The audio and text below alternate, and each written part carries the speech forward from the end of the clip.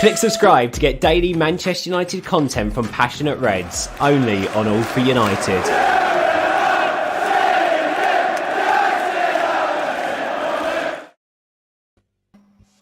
Hello guys and welcome back to All for United. It's Ben here with a deadline day special. Graeme, I'm disappointed you've not got a yellow tie on, mate. What's happening? Yeah, I'm far too casual. Too many late nights, Ben, this month. Well, look, I know you guys would be familiar with Graeme Bailey, transfer correspondent, and all-round footballing guru. May I just say, he's been on the weekend review quite a lot, and we love chatting with Graeme. And Graeme's thankfully given some of his time up on a very busy deadline day for him to come over and give us the latest, not just on Manchester United, but also across the board in the Premier League, which will obviously have an impact on United. Now you're going to hear this a lot on shows over the next couple of weeks. Of course, we put out something on All for United about Mason Greenwood. Naturally, we're not going to be sitting here having a debate or talking about Mason Greenwood after what's come to light.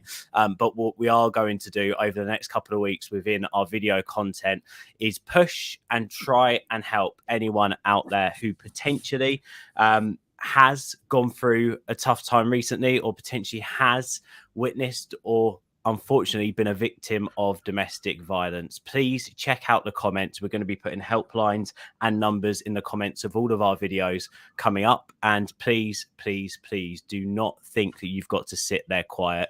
You deserve better. So please ring those numbers or pass on those numbers to anyone you think may need help in the comments and in the description. But hey, we are here right now to talk about deadline day. Graeme, you've said it's been a busy month. We expected Newcastle at the start to be a very lot more active than they are right now.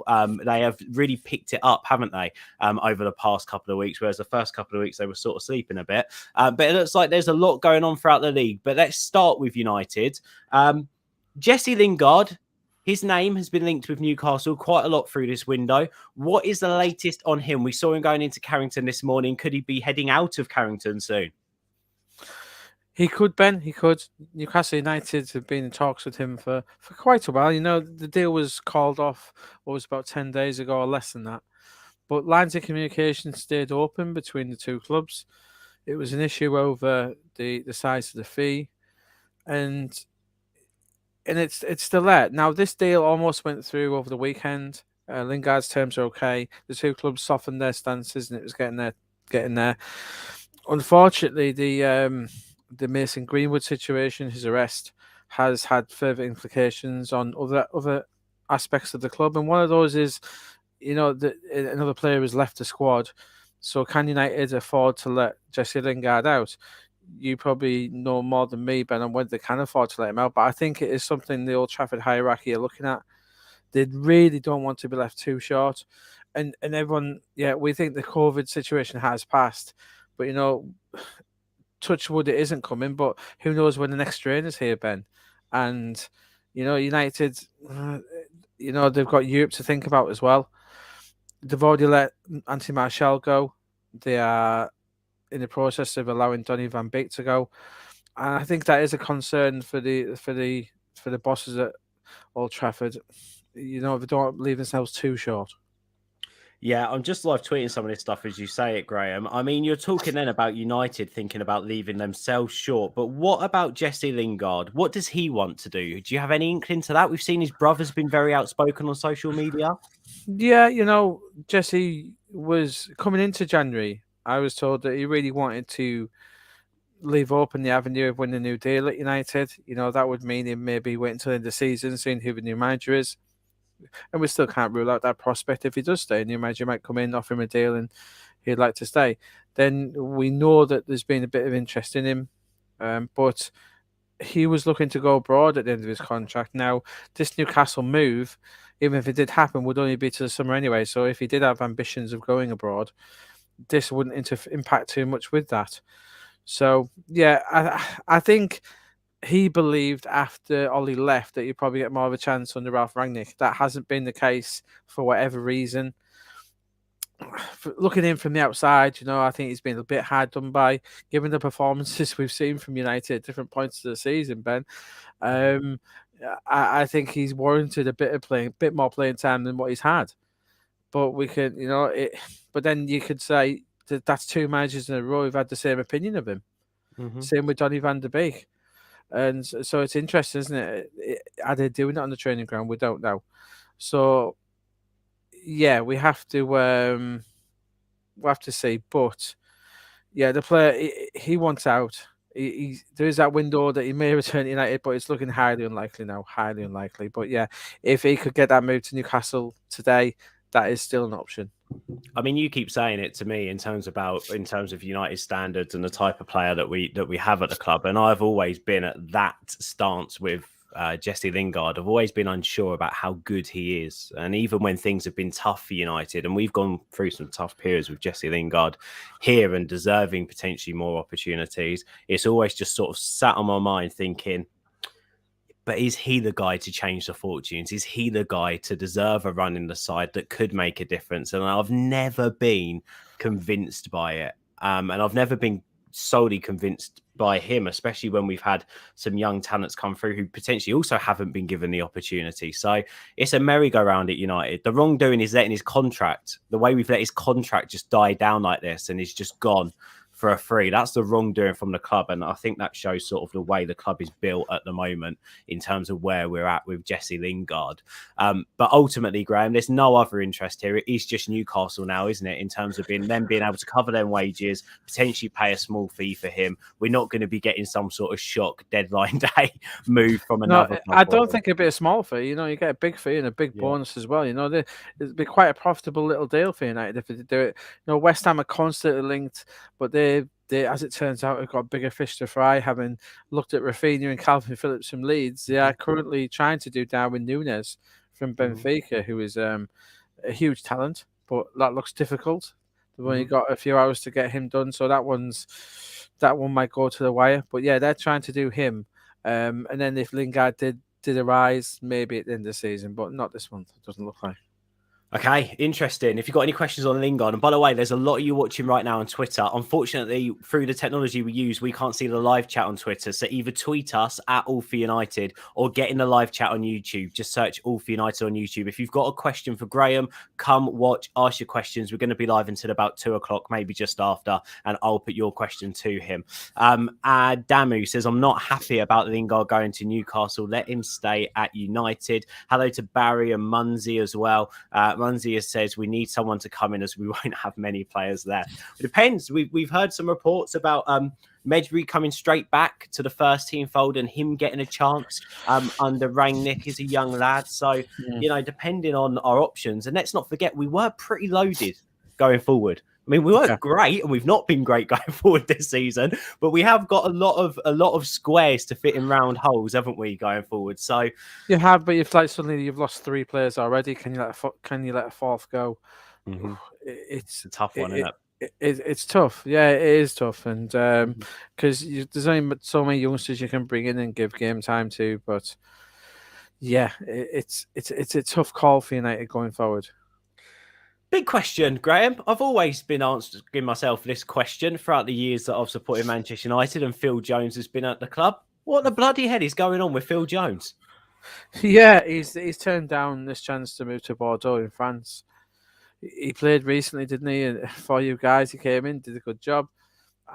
I think it's a bit similar to Jesse, where everyone knows you're a long time left when you leave Man United. You know what a huge club, just a fabulous place it is to be. You're part of English football history when you're there, and I think Phil Jones knows that. Again, I think it's a player who deserves a bit more of a crack at the first team opportunities.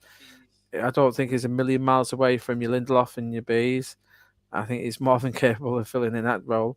I'm surprised. I know there has been Premier League clubs in touch with United about loans, etc., but he's on a very good wage. And that is part of his problem. It has been for quite a while because we know there are a lot of teams who would take him, just not on his current wage packet.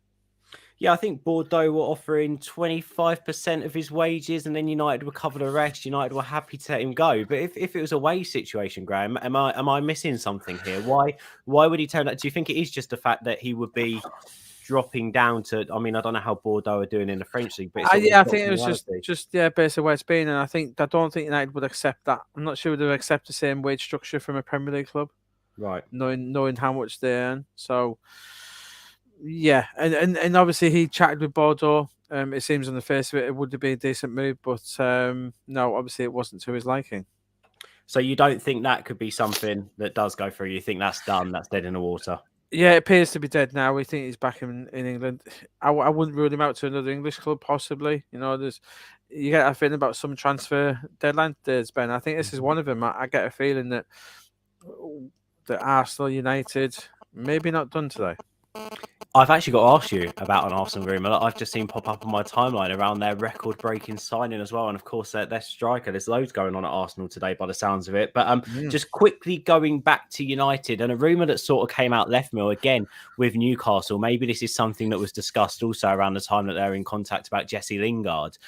Dean Henderson, an ambitious loan move. We've seen that Eddie Howe does want a goalkeeper. I mean, what's the likelihood of them turning their attention and sort of going, United, give us anyone at this stage? I tell you, what's the chance of Hendo going there?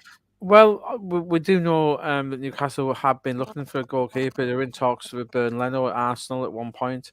So I think his goalkeeper is something that can be done late in the day. They're not desperate for it, but they probably like one.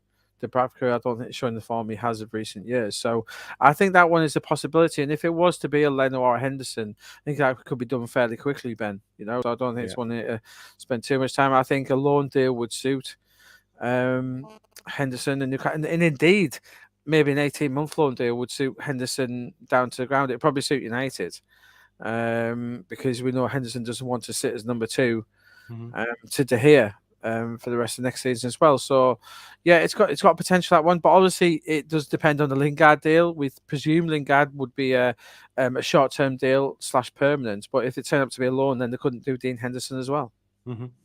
What's more likely then? Lingard to Newcastle on loan or Henderson to Newcastle on loan, or neither? Oh, I think there's a chance of both. There is. I think Lingard's more likely at this stage. So I think Lingard's at about, what would I put Lingard to Newcastle at? As it stands from what I'm hearing, about 35%, Henderson 25%. Interesting. A lot of movement and deals to be done going out of United. And you said to me as soon as we came on this call, you can't believe that we're not doing anything. It's quiet, really quiet. Yeah, it's a tough situation, because I think it tells us a lot about the managerial future. I think if any way, shape or form that Rangnick was going to be your long-term manager, then you'd have backed him in this market to do stuff, because why wouldn't you? I think it appears to be that he won't be your long-term manager. So that's some good news for you, Ben, in this window, that Rangnick won't be staying. And yeah, we'll see. But some of the players you're being linked after, like Hidara and Kamara at Marseille, and I've said this to a few United fans on social media, I don't think they improve you that much. No. Kamara at Marseille, Hidara, they're okay, but are they massive improvements on McTominay and Fred? I know I'm overly critical of them two players. I think they're both good players. I just don't think they're Manchester United players. But you have to be a Manchester United player. You need to be that step above. You need to be a cut above. You need to be beyond being linked with a mid-table Premier League club. And that's what those guys are. I think Zakaria would have been an interesting one for you. The guy who's just going to Juventus. I think he would have fitted in okay. But, if you don't need to do these deals, don't. Let the new manager have a crack at the squad and let him reassemble as he sees fit. I can see sense from United here, but not diving in. If they don't need to do the deal, don't do it. And I don't think panic buying some average midfielder from the continent would have done you much good. I completely agree, and to be honest, I know you mentioned Zakaria there as he was a potential to be a good option for United. Yeah, slightly better than the others that you've just mentioned, but again, I still don't think he's the one who's going to drag United by the horns and not at all. That midfield. No. It's very difficult. United should be in the market for a Frank Kessie, who's not to say there won't be, but a Frank Kessie, Calvin Phillips, Declan Rice. That's why United need that's the pond that United need to be fishing in. It's not the likes of Zakaria, Kamara, and Hidara if they want to improve. I also feel like the next manager, as you said there, it's right what you said about Rangnick, because also for me, I think the next manager's potentially got to build his midfield and not just make one signing. He's got to potentially look at how, we always say this about defenders, right? Potentially one world-class centre-back doesn't solve a four-man defensive issue. With a midfield, I think it's the same. I think we need to have a look at our midfield, restructure it, and the new manager's got to build that spine again. And that's what's going to be difficult. And that's why maybe, as you said, the cleverness from United this window, let's not waste money. Let's not buy square pegs now for round holes in the summer. Like, let's just push forward and try and push forward with what we've got. Do you think that may pay dividends for United, or do you think, again, we'll be coming back to this and moaning about the club structure again come the end of the season? No, I think that's right. And I think, obviously, we mentioned Mason Greenwood before, but obviously let's not forget him. He won't be playing for United probably ever again. And that United are going to have to look at the transfer thing again. You know, that was a position going forward, Ben, they thought was filled for the next 10 years. And it's one reason I believe that they didn't pursue Alvarez, the guy who's just signed for Manchester City from River Plate. Yeah, United would have been well in contention for him, but I believe that is one reason they didn't go in for him. But play in a very similar style. Yeah. So I think we will see United pursuing some of these top strikers again. I think maybe where they were thinking, oh, do we go in for this guy? I think we're going to see more striker links for United because they're going to have to now. But I don't think that'll step away from. I don't think it'll step away from midfield and defence. But you know, I thought United were only about 2 or 3 players away, Ben. Now, you know, the huge blow that has come about through Greenwood. It's 3 or 4 players now. Just interestingly, the Athletic have just released a report whilst we're on air saying that apparently, you know, the rumours this morning around Rangnick meeting Lingard. Apparently, Rangnick has again given Lingard his blessing to leave on loan. So. Yeah, but then again, it's not up to Rangnick, is it really? You know, it's not like Sir Alex giving his blessing back in the day, is it? You know, it's. And we know that Lingard isn't really in Rangnick's plans, and I don't think we're not really debating that, are we, Ben? It's the Old Trafford hierarchy thinking. You know what? What was if Cavani goes over Rashford again? What are we left with? What's if Sancho goes out? What if we have a COVID and we're down to 12 players? I think that's what they are thinking here. And well, I don't think it's debating. We know Lingard's not in Rangnick's thoughts. We know that, don't we, Ben? But I think it is a consideration that the club as a whole are taking into account. But yeah, that one's not over. As I said, I think it's more likely he stays at this point. But yeah, that one will still be ticking on till the late hours, I think. I think it's interesting as well because according to this report as well, West Ham are back in the fold, but there's no way United are going to give him to West Ham when West Ham are in and around us. I think his only option is going to be Newcastle, and there's not going to be anything else going on there. Just another quick one as well, like you've said, Phil Jones set to stay, and Van der Beek. That looks like that will be confirmed today to Everton, right? Yeah, Van der Beek's going to Everton. He's going to go and play for Frank Lampard, who's literally just been confirmed officially in the last hour. Yeah, and we know that Everton look at doing a few deals. They're linked after Dele Alli and Ross Barkley as well, but Van der Beek will be first through the door. Obviously, I think Frank's targeting that midfield at Everton. As soon as he goes in, he's got a tough job of doing as many bits as he can in the next 24 hours. But yeah, he'll do what he can, and Van der Beek will be first through the door, and we'll see how he does. But obviously, for me, I think it's quite ironic he's going to Everton because he's always reminded me of Davy Klaassen, the big flop from Ajax. He's definitely more Davy Klaassen than he is Frankie de Jong, in my opinion. To be fair, we can't argue with that at the moment, even though he's technically still a United player. On that then, quickly, with Lampard looking at the midfield options, do you think Lampard's going to get a tune out of Van der Beek? No, because he's not good enough. He may be Everton level. He's not United level. I think he's okay. No, I don't want to do this. I think he's okay, but you know, he was never that level anyway. That I think United fans some wanted him to be, or some thought he would be. I don't think he was ever that level, Ben. You know, he wasn't a Frankie de Jong in the first place. So I think he'll be okay. Will he be a major improvement for Everton, who've got Alan, Gomez, Takura? I don't think it's a major step up for him. I think it's just a new face for Frank. And Frank likes to play with these attacking players. We've seen that with Mason Mount. So I think he'll do a job for him. It might work out for him. Good luck to him. I hope it does. We shall wait and see what happens with that move there then, but that should be announced very, very soon. So we've spoken about Inns, kind of the fact that it's not very busy. I don't even know if I want to talk about Ousmane Dembele. It looks like his PSG deal has fallen through. I think getting that through now on a deadline day rush is going to be a very tricky one to get over the line. But you said that this January window is a bit of a surprising one to this point. Anything's possible. Positions which United should be looking at, rightly so. If they're going to let Lingard go, maybe they need another winger in. We know we need midfielders anyway. Are there any random names that stray that could be thrown in the hat, Graeme, at this point, or is everything very, very quiet and the United denial train in full steam? Yeah, it's pretty quiet. You know, we haven't seen the Ruben Neves things come around again, like we thought we might. The Ousmane Dembele stuff, yeah, you know, it seems he's agreed his pre-contract with PSG, and I believe that Barca obviously trying to force him out. They've offered him out to clubs on a 6-month loan. Mm-hmm. I don't think there'll be many too happy to do that. But yeah, who knows? I said with that Greenwood situation, the United suddenly come back into the hunt for someone like Dembele, quite possibly. I don't see him in England. Really, I don't see him as a Premier League player. Not that he's not good enough. He is. He's a quality player, but I'm not sure he's suited to the Premier League, should I say? No, United. I think, yeah, Ben. I think they're going as is. You know, I think they're giving Ralph nothing new to go with, and he's going to go with it. And but yeah, I wouldn't rule out any shocks. But yeah, we're not hearing too much, are we, at the moment? Yeah, and interestingly enough, I'm seeing that there's quite a lot of noise coming out from Brighton about Bissouma. He's got 18 months left in his deal, and the sources in and around Brighton basically being let's say briefed that a big deal could see him go today, which would be a very, very interesting move for any big club to potentially land him. He's got a lot of heat on him, isn't he, Bissouma?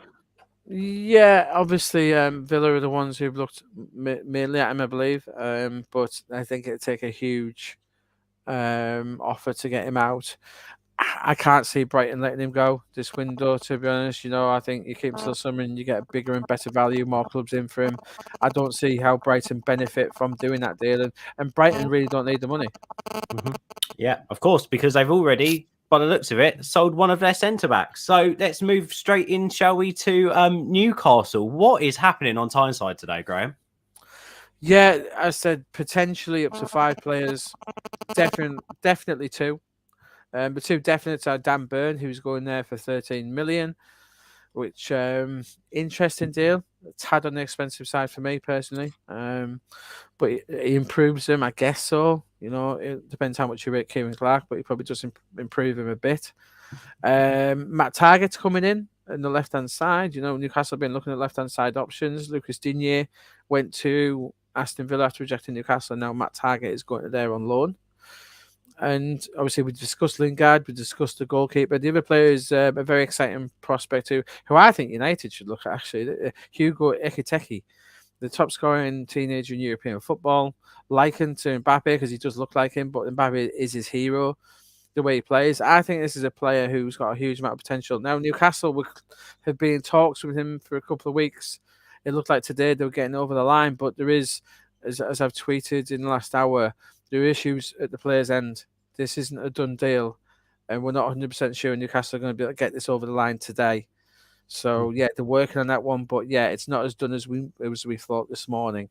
But, yeah, a very interesting player, Hugo Iketechi of Stade Reims. Iketechi is a great name, isn't it? There's so much chant potential with Iketechi. I like that. It's a good name. Newcastle busy then. Another name that's being thrown out there as someone who could get a move today, and it's mad that we're even saying this, is Dele Alli. Dele Alli could be heading off from Spurs. Tell us a little bit about what's happening at Tottenham Hotspur today, because they've also got a couple of signings from Juve in the bag. Yeah, Tottenham are grabbing Rodrigo Bentancur, who was a defensive midfielder who Villa tried to sign. One reason maybe they've looked at Bissouma because they failed to get this guy, Uruguayan, very good player. He's coming into Spurs for just over 20 million. And a good player, again one of United could have looked at. And the other player is Kulusevski, the Swedish striker. You know, Spurs have had a poor window, they've struggled. Adama Traore went to Barcelona. A player United looked at once upon a time. Again, I think if this Greenwood situation was different, we may have seen United coming in for Traore, but he's gone to Barcelona on loan, who Tottenham failed to get. It was a terrible window up until this point for Spurs. They're getting these two players in, so I don't think that's bad. In terms of Dele Alli, yeah, and Giovanni Lo Celso also been told he can leave, and Ndombele is going to Lyon today. Lo Celso is in talks with Villarreal. Dele Alli, we understand, is in talks with Everton, amongst other clubs. I think there's 2 or 3 in for Dele Alli.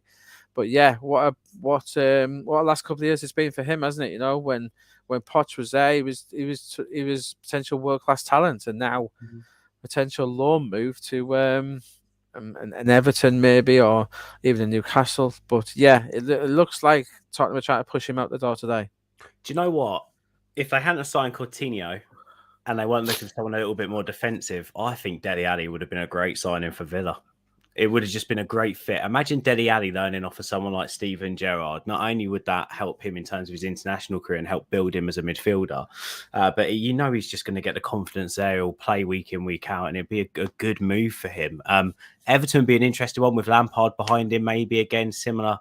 But who knows? It's going to be an interesting day today for Dele Alli, because you just feel like he does need... If Conte is looking at these loan deals for Ali and has actioned it from his end, he's not going to get game time under Conte now, and ultimately is not looking at a bright future at Spurs. So he needs to go and prove himself somewhere else. It's his only way. And there's a talent there. There really is a talent. He played well in the first few games under Conte. He came back in the mix, didn't he? But obviously there's issues there, and let's hope he refines his form, because he's got very little chance of making that England squad now, where a couple of years ago he was one of the first names on the team sheet. Let's talk about quickly, before we go on to Arsenal, a player who he's earned his following in the Premier League. He's gone out to Italy and hasn't really done much in front of the Italians and at Juventus, but it finally looks like Aaron Ramsey will not sit on a golf course like Gareth Bale. He is going to be heading to Scotland, right? Yeah, we understand Rangers are getting this deal over the line. We've had you've had Wolves, Crystal Palace, Newcastle all asking about Aaron Ramsey. Still a huge talented player, but no, it looks like Giovanni Van Bronckhorst is going to get him at Rangers, and I think I like this move a lot, Ben. I think it'll suit him. He's got his injury concerns, so going to Rangers pre-World Cup, I love this move, and I think if he refines any sort of form, he's the best player in that league without a shadow of a doubt. Yeah, or second best to Amad Diallo, but yeah, we'll let you have that one.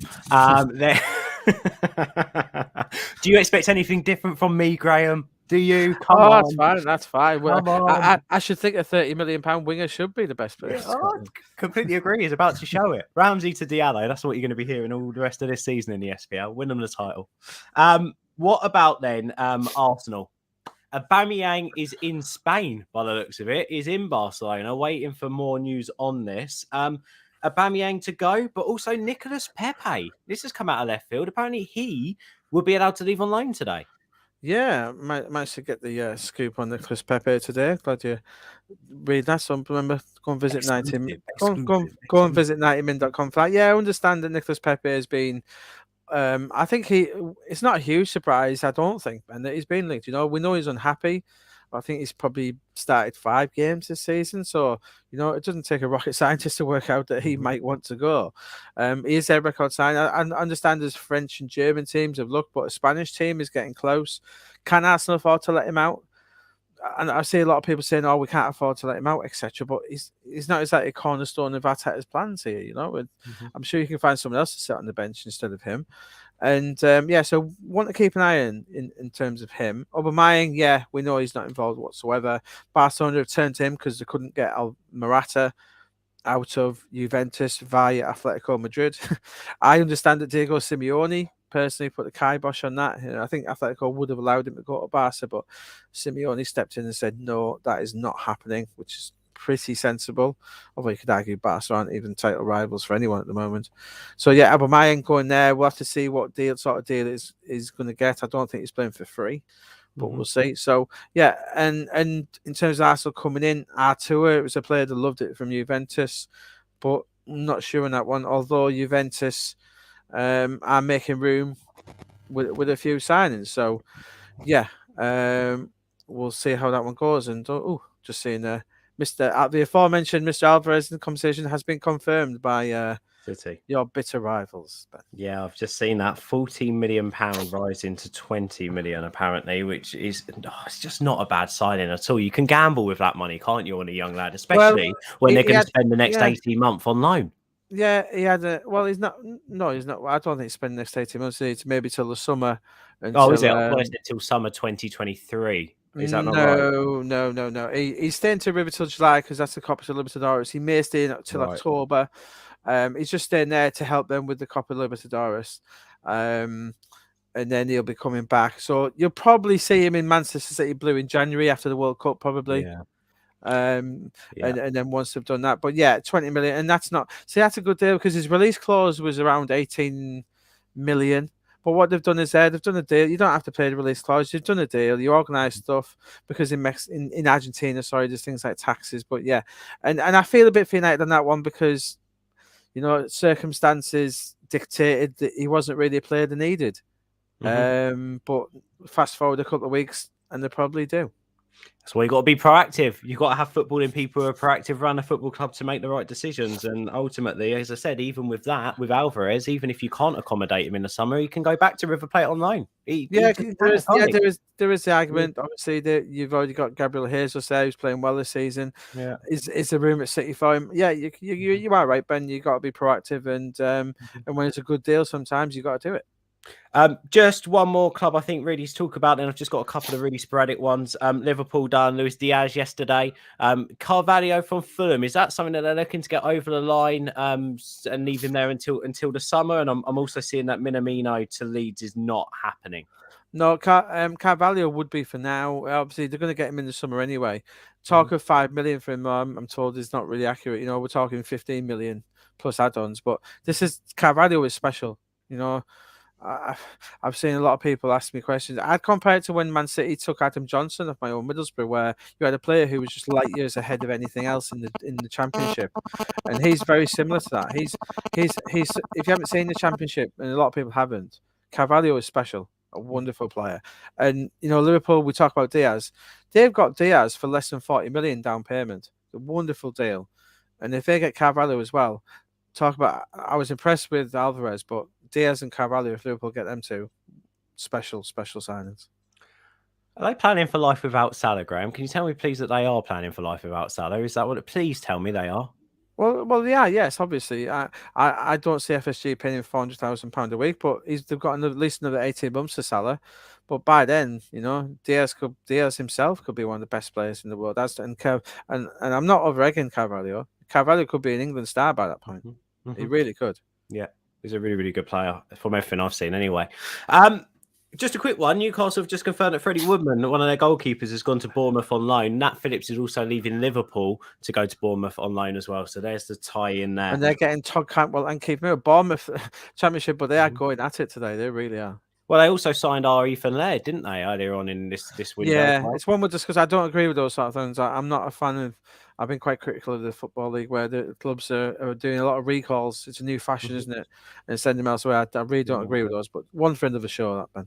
Yeah, it's a really, really weird one. I didn't understand it at the time because he was playing regularly at Swansea, playing really, really well, and all of a sudden he's gone to a different club. But something to do with formation, whatever that is. I'm sure something to do with the money Bournemouth are paying for the loan fee, I would think. Probably that as well. I think that's everything, Graeme. We've spoken about a lot, to be fair, because I've quick-fired at you. The only other thing that's being discussed right now, and I don't know if you've got anything on this, but I saw that Bild have put out that Mbappe has agreed a pre-contract with Real Madrid. Is that something you're expecting anyway? Yeah, we don't think it'll be confirmed before their Champions League game.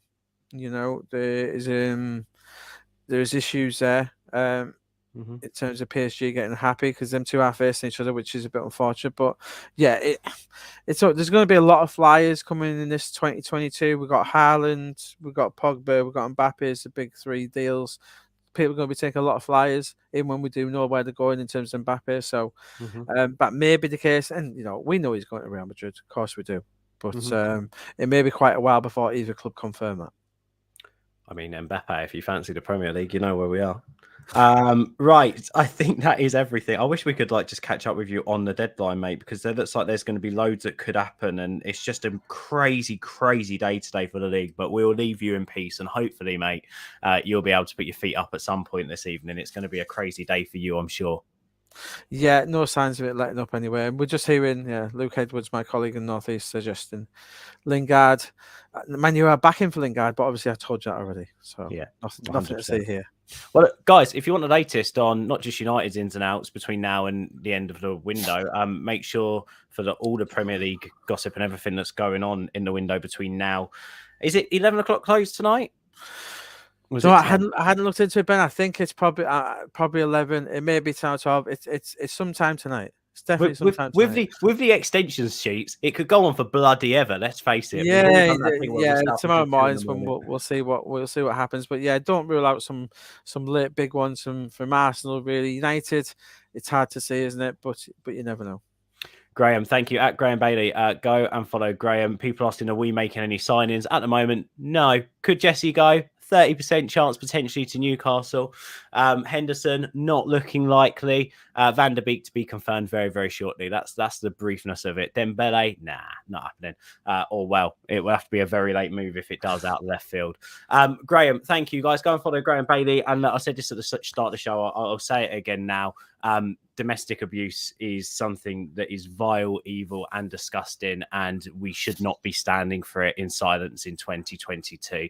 You deserve better. If you know anyone who needs help, if you need help, we're going to be putting the important numbers and links in the description below. So please check them out and do not suffer in silence. You do deserve better. Enjoy the rest of deadline day, and we'll speak to you soon. Take care, Graeme. Thank you for your time, mate. Cheers, guys.